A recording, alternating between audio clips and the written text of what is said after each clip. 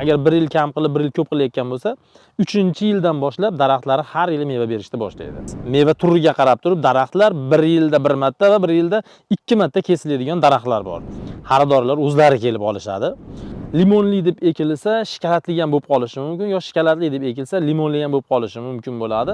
1 gektardan 100 tonna bemalol xurmo olsa bo'ladi. Assalomu alaykum. Efirda bog'dorchilik sirlari ko'rsatuvi. Ushbu sonimizda yildan yilga bozorda talabi va narxi ortib borayotgan xurmo mevasining yetishtirish sirlari haqida so'z yuritamiz. Mazkur ko'rsatuvimizni tayyorlash uchun Farg'ona viloyatining Quva tumani Guliston mahalla fuqarolar yig'iniga yo'l oldik. Bugungi suhbatdoshimiz 10 yillik tajribaga ega agromutaxassis Sherqo'zi Olimov. Sherqo'zi akaning fikricha, bugungi kunda mevali bog' yaratmoqchi bo'lgan har bir yurtdoshimiz ichki va tashqi bozor talabini chuqur o'rganib, xaridorgir meva navlarini ekishga e'tibor qaratishi zarur. Bu xurmoni sivicha navi bo'ladi. Bu eski navlardan hisoblanadi. Bizda yana karalok, lipyoshka, prastoy, shikalat, limon degan sortlar bor. Hozirgi kunda yana yangi sortlari chiqqan. Bu baxmal deb nom qo'yishgan, baxmal bo'ladi. U kech pishadi. Keyin super karalok navi bor, u erta pishadi. Bu ikkovi ham bozor juda ham chaqqon, shikalatli xurmolar. Bular yangi navlar hisoblanadi. Hozirgi kunda bu sortlar endi ko'payib boryapti. Bular o'zimizning eski mahalliy sortlar hisoblanadi. Bularda hosillari bir tut daraxti 500 kilogacha meva oladi. Xurmo eskitdan bitta gap bor. Bu dangasani mevasi hisoblanadi. Ya'ni bunga faqat suv ochiladi, bo'ldi. Shu bilan pishaveradi, hech qanday zahar sepilmaydi. Agar buni tagiga go'ng solinsa, o'sha mevani hosili juda ham yirik qilib yetishtiradi. Har yili zo'r meva olaveradi. Xurmo dangasani mevasi. Lekin buni ekiladigan joylar asosan zak joylarga ekishni maslahat beraman, chunki suvni ko'p talab qiladi, kam suvlikda bo'lmaydi, ko'p ser suv joyda bo'ladi. Shuni hisobiga zak joylarga xurmo eksa bo'laveradi. Mevali bog' yaratib yillar davomida barqaror daromad olishni rejalashtirayotgan yurtdoshlarimiz ko'chat ekish uchun yer maydonlarini kuz fasli kirib kelishi bilanoq tayyorlashlari maqsadga muvofiq. Yer tayyorlashda birinchi navbatda agar eski daraxtzor bo'lsa, uni olib tashlash kerak. Keyingi navbatda omochlash kerak, chuqurroq omochlash kerak. Shu noyabr oyida ish boshlash bu juda ham kech qolishga olib keladi. Sizlar ertaroq, hozirgi shu bugundan ish boshlanglar. Agar ish boshlamaganlar kech qolyapsizlar, chunki noyabr oyiga ekish uchun yerlarni xuddi shunday tayyor holatga keltirish kerak bo'ladi. Suhbatdoshimizning ta'kidlashicha, bog' yaratmoqchi bo'lganlar nihollarni tanlashda ham e'tiborli bo'lishi lozim. Asosiy ikkita holatga ahamiyat qaratishlarini maslahat beraman. Birinchi holati, siz qanday rejada, ya'ni qancha santimetrdan boshlab ko'chatlarni, daraxtlarni shakllantirmoqchisiz. Bu narsa ko'chatlar standartligi 1,5 metrda 1 metr 40, 1,5 metrdan 2 metrgacha oraliq bo'lgan masofada bo'lsa yetadi. Chunki mevali ko'chatni ekkaningizdan keyin bu ekilgan holat 50 santimetrdan baribir kesib tashlanadi. Agar ko'chat maksimalni juda ham yirik yetiltirilgan bo'lsa, ko'chatda minusi va pluslari bor. Yirik yetiltirilgan ko'chatlar o'zini ushlab ketishi uchun ozuqa manbai va ekilish ahamiyati juda ham katta rol o'ynaydi. Ekiladigan g'ovaklar kattaroq bo'lishi kerak va ozuqasi juda ham to'yintirilgan holatda bo'lishi kerak. Unda tomirining juda ham ko'p qismi kesilib ketadi va sizga yetib borgungacha eksportatsiya holati sizga yetib borgungacha bo'ladigan holatda aynan juda ham kuchli mutaxassis nazorat qilish kerak bo'ladi. Lekin yana bir xil ko'chatlar bor. 1,5 metrlik, bular oddiy, sredniy, o'rtacha ko'chatlar hisoblanadi. Bular juda ham yirik ko'chatlar bilan tez raqobatlasha oladi va u oson o'zini tutib ketadi. Baribir ko'chatni olganingizdan keyin 50 santimetrdan kesib tashlaysiz. 50 santimetrdan kesib tashlaganingizdan keyin bu ko'chatlar juda ham yirik ko'chatlar bilan bemalol bir xil holatda o'sishi boshlanadi. Va yana bitta ko'chatlarda yana bir xil holati, bu tayyor, mana ko'rishlaringiz mumkin, tayyor kesib shakl berilgan holat bo'ladi. Siz bu holatdagi ko'chatni olib ekadigan bo'lsangiz, bular 60-70 santimetrda shakl berilgan. Siz buni shaklini o'zgartira olmaysiz. Siz shu 60 yoki 70 santimetrdan tepaga qarab olib chiqib ketishingiz mumkin bo'ladi xolos. Sizlarga men hozirgi kunda zamon talabi ko'chatlarni 50 santimetrga shakl berishlarini maslahat beraman. Shunda 1 litrli yoki o'rtacha normalniy 5 ta barmoqdagi, mana ko'rishlaringiz mumkin, shu holatda yetiltirilgan ko'chatlarda ekishlarni maslahat beraman. Bularda qanday afzalligi bor? Bularda ko'chirish jarayonida tomirlari imkon qadar ko'proq chiqadi. Chunki bular ko'chirilayotganda bularga katta texnika ko'chirmaydi. O'zingiz rushniy holatda ko'chirishingiz hisobiga tomiri juda ham ko'p qismi sog'lom ko'chat tanasida qoladi. Shuni hisobiga bu ko'chatlar amal olib rivojlanib ketishi juda ham zo'r bo'ladi. Agar yirik ko'chatlarda bo'ladigan bo'lsa, ularni ko'chirib olish uchun katta texnikadan foydalanish kerak bo'ladi. Ko'chirib olish jarayonida texnikani ko'chiradigan labkalari juda ham katta bo'lishi kerak. Shunda uni tomirlari silikom, ya'ni butunroq chiqadi. Shu sababli bitta bizda hozirgi kunda ko'chatlar 1,5 metrdan 2 metrgacha bo'lgan holatdagi ko'chatlardan ekishlarini maslahat beraman. Bular birinchi afzalliklari tutib ketishi juda ham oson bo'ladi, rivojlanishi juda ham yaxshi. Keyin bu ko'chatlarda kasallik kam rivojlanadi. Yana qanday hisoblanadi? Bular dorilangan, ko'p ko'chatlar bo'lgani uchun ko'pgina oraliqda dehqon iloji boricha yaxshiroq e'tibor berishga harakat qiladi. Shuni hisobida bitta kasallik kam bo'ladi. Yirik ko'chatlarda ham kasallik yo'q bo'ladi, lekin ular juda ham yirikligini hisobiga ekkaningizdan keyin amal olib ketishi qiyin bo'ladi. Uni ko'chirishida katta rol o'ynaydi. Kichkina ko'chatni ko'chirish oddiy qo'l mehnati bilan amalga oshirib to'liq bajarsa bo'ladi, lekin yirik ko'chatlarga katta texnikalar ko'chirib berish kerak bo'ladi. Shunda ular zo'r amal olib ketadi. Buni bemalol murojaat qilsalaring tushuntirib berishimiz mumkin bo'ladi. Sizlarga hozirgi kunda 1,5 metr bilan 2 metrda o'rtasidagi ko'chatlardan ekishlarini maslahat beraman. Bu o'zimizni hozirgi kunda bog'dorchilikni rivojlantirish texnologiyasida juda ham zo'r samara beryapti. Biz buni ko'p kuzatyapmiz. Shu sababdan mana holatdagi ko'chatlardan foydalanishlarini maslahat beraman. Bu holatdagi ko'chatlar mana 5 ta barmoqdaqa, lekin chimchaloqdaqasi yo'q ichida. Xurmo mevasi yurtimiz bozorlarda narxi tobora qimmatlashib borayotgan mevalardan biri hisoblanadi. Har bir daraxtning o'ziga xos ekilish texnikasi mavjud. Xurmo daraxti ham bundan mustasno emas. Suhbatdoshimizning so'zlariga ko'ra, ushbu mevani ekishda hududning iqlim sharoitini inobatga olish muhim. Xurmo 17 gradus, minus 17 gradusdan o'tgandan keyin uni sovuq urishi kuzatiladi. Shu sababdan 20 gradusdan past sovuq harorat ko'rsatkichlari bo'yicha joylashgan maydonlarda, ya'ni tog'li, tog' oldi rayonlarda xurmodan bog' qilish maslahat berilmaydi.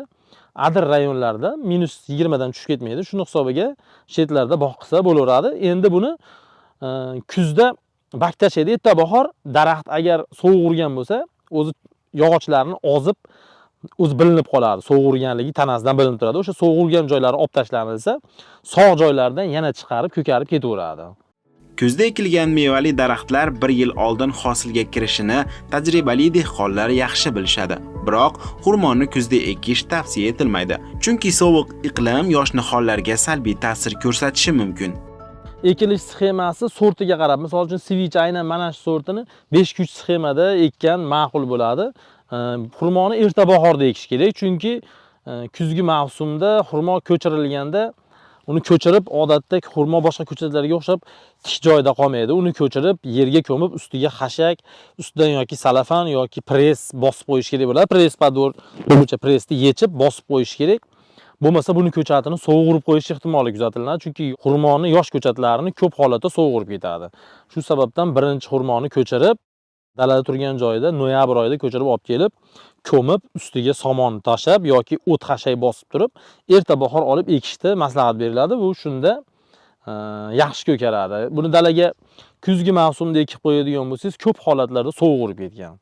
Shu joyiga qattiq ahamiyat qilish kerak bo'ladi. Taxminan gektariga 666 tadan 500 tagacha eksa bo'laveradi. 666 ta 5-3 sxemada ekilishga to'g'ri keladi. 5 ga 4 qilib boshqa xurmolarni eksa bo'laveradi. Misol uchun prostoy xurmolar 5 ga 4 ekish kerak bo'ladi. U gabarit ko'p oladi, yonga o'sadi, mevani ko'p qilishning hisobiga 500 kilogacha qilib boradi. Shuning hisobiga daraxt o'zini tashlaydi.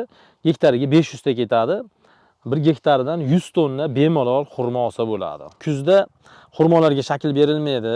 Bular bahorda berish kerak bo'ladi, chunki buni kessiz, sovuq tushadigan bo'lsa, urgan shox yana ham ko'payib ketadi. Agar buni kuzda kesmasdan bahorda kessangiz, siz kesib tashlashingiz mumkin bo'lgan joyigacha sovuq urishi mumkin bo'ladi. O'sha yerdan kesasiz, shuni hisobiga daraxtingizda yo'qotish bo'lmaydi.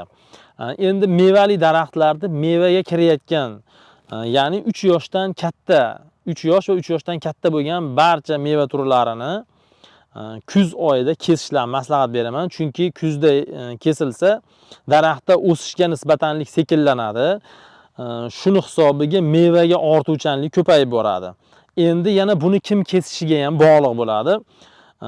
Yoki kim nazorat ostida kesilsa, shunga qarab bo'ladi. Bunda ham tajribasi ko'p mutaxassislar aynan shuni mevani yetishtirish bilan shug'ullanadigan odamlarni nazorat ostida kestirilsa, yuqori natijaga, daraxt uzoq umr yashashiga va sifatli meva olishiga olib keladi.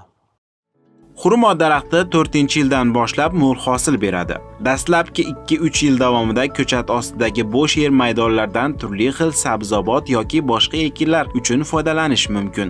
Agar daraxtni o'z vaqtida sug'orib, o'g'itlarni me'yorda bersangiz, xurmo sizdan ortiqcha e'tiborni talab qilmaydi. Xurmoni yaxshi rivojlantirish uchun har yili tagiga go'ng tashlash kerak bo'ladi. Qishga kirishdan oldin arig'iga go'ng tashlab, uni traktor bilan haydab qo'yish yoki lapatka bilan og'darib, yerga tuproqqa go'ngni aralashtirib qo'yishni maslahat beraman. Shu orada daraxtni polni aylantirib, chopib chiqish ham mumkin. Yupqa yerni betini 5 sm, 10 sm oralig'ida chopib, yumshatib qo'ysa, bu yana ham daraxtga foydali bo'ladi. Go'ng solinsa, u kelgusi yilga u go'ng unga yaxshi natijaga olib keladi. Agar shunaqa joylarda kuzatyapsizki, har yili go'ng soladigan xurmo bog'larida doimiy meva bir xilda faqat maksimalni o'sish natijasiga olib kelyapti.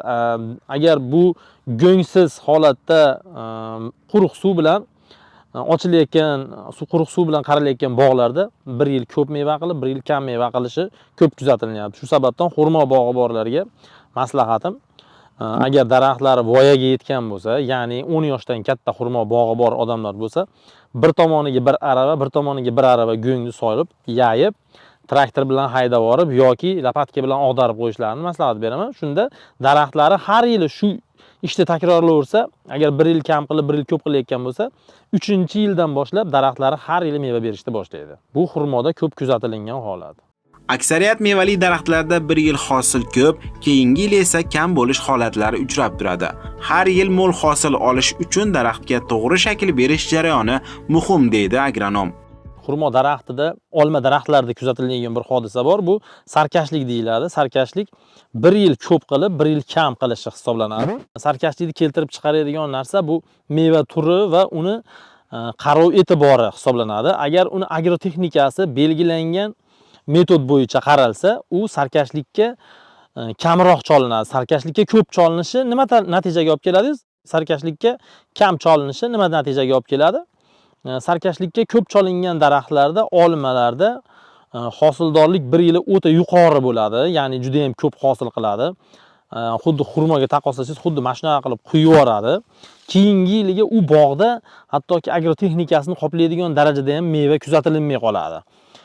Ya'ni 10dan biri bo'lib qoladi. Misol uchun aytaylik, 60 tonna uzilgan bog'da 3 tonna yoki 4 tonna olma bo'ladi. U siz agrotexnika qilgan zaharingiz, solgan doringizni qoplaydigan darajada bo'lmay qoladi. Bu yerda asosiy ahamiyat qilinadigan narsa uni daraxtni kesish usuli va uni qarashdagi ozuqa berish agrotexnikasi hisoblanadi. Agar siz daraxtga kesishini joyida, vaqtida qilsangiz, meva turiga qarab turib, daraxtlar bir yilda bir marta va bir yilda 2 marta kesiladigan daraxtlar bor. Agar siz agrotexnikasini joyida to'g'ri bajaradigan bo'lsangiz, bu daraxt har yili meva beradi. Farqi shunday bo'ladiki, bir yili 60 tonna meva berilgan bo'lsa, siz uni 50 tonnaga tushirasiz. Kesish yo'li bilan tushiriladi va ikkinchi yili uni 3 tonna yo 4 tonna emas, 30 tonnaga olib chiqish mumkin bo'ladi.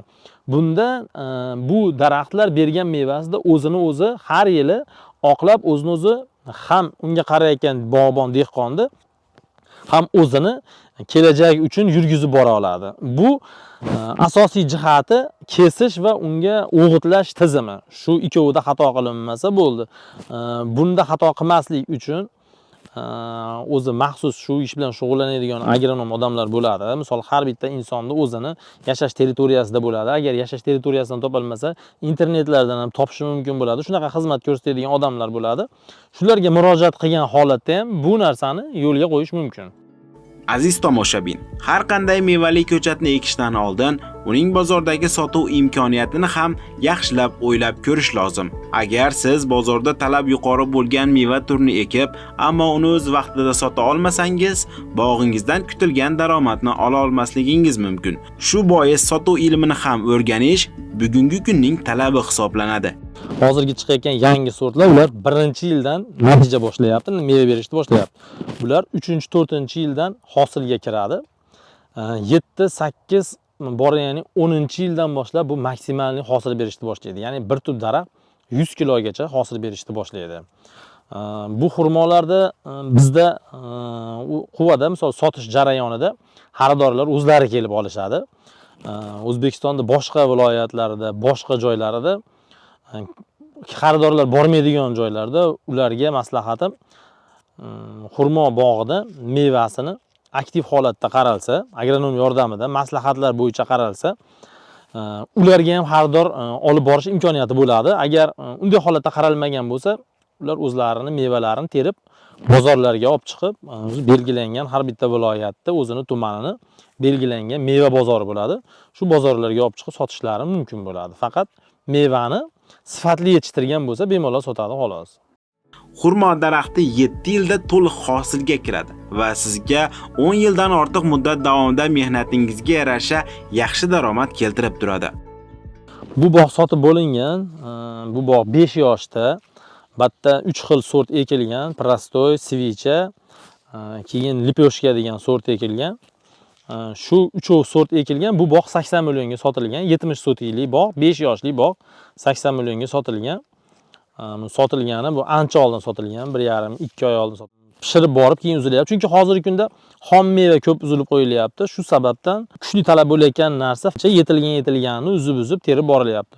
Bu hozirgi holati, buni ikkinchi terimdan keyingi holati. Bu ikkita terim ko'rib o'tib bo'lgan. Agar siz boshqa ishlar bilan bir qatorda bog' yaratmoqchi bo'lsangiz, xurmo bog' barpo etishingizni tavsiya etamiz. Kam harakat bilan mo'may daromad topishingiz mumkin. Shikalatli bu odatda prostoy, o'zimiz oddiy xurmoda, dumaloq xurmoda kuzatilinadi. Bir tub daraxt bu shundayki, limonli deb ekilsa shikalatli ham bo'lib qolishi mumkin, yo shikalatli deb ekilsa limonli ham bo'lib qolishi mumkin bo'ladi. Bu daraxtni yonidagilarni changlashiga qarab turib o'zgarib ketaveradi. Ko'p kuzatilingan limonli birinchi yosh bog'lar ekilganda 3-4-yildan meva berishni boshlaganda shunaqa joylarni ko'rganmizki, hammasi limonli bo'lgan.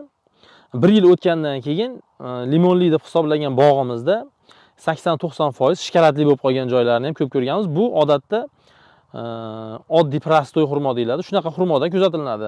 Lekin bu ko'rib turganimiz svicha xurmosi, bunda 90% doim shikalatli bo'ladi. Shikalatli hisoblanadi bu. Bu xurmo eng birinchi teriladigan xurmo hisoblanadi. Xurmoda bog' ekilganda oralig'iga boshqa sortlar bilan kombinatsiya qilishni maslahat beriladi. Lekin xurmoda changlatish muammosi kam kuzatilingan, chunki u xurmo o'zini o'zi oson changlaydi. Shu sababdan xurmoda bu narsa kam kuzatilingan, lekin bog' qator oraliqlari ekilayotganda keng maydonga, ya'ni 1 gektar yoki yarim gektar yoki undan katta maydonlarga ekilayotganda orasiga qatoriga boshqacha sortlardan ham bir qator qilib ekishini maslahat beraman. Ya'ni 600 talik, 700 talik sxemaga ko'pi bilan 100 ta daraxt boshqa xurmo sortidan aralashtirilishini maslahat beramiz.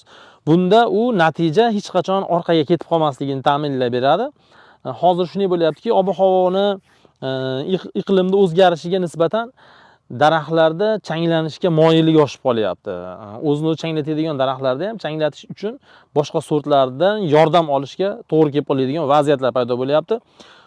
Bog' ekayotganingizda hozir to'liq bog'larda changlatuvchisini aralashtirib ekish bu eng to'g'ri tanlov bo'ladi deb hisoblayman. Changlatuvchisiz ekilsa bu ham natija beraveradi, lekin qaysidir vaqt kelib ob-havo yoki iqlimga nisbatan bu narsa rol o'ynab qolishi mumkin bo'lyapti. Shu sababdan changlatuvchi 500 tagacha bo'lgan daraxt bog'larida 50 ta, 60 tagacha changlatuvchini orasiga ekishni maslahat beraman. Qadrli tomoshabinlar, bog'dorchilik sirlari ko'rsatuvimiz orqali sizga yetkazmoqchi bo'lgan ma'lumotimiz shundan iborat edi. Umid qilamizki, bugungi ko'rsatuvimiz ham sizga foydali bo'ldi. Kelgusi dasturlarimizda bog'dorchilikning qaysi yo'nalishlari haqida so'z yuritishimizni xohlaysiz? Fikr va takliflaringizni ijtimoiy tarmoqlarimiz orqali yozib qoldiring. Xulosa o'rnida aytishimiz mumkinki, hech ikkilanmasdan o'z biznesingizni boshlang. Hozircha xayrlashamiz. Salomat bo'ling.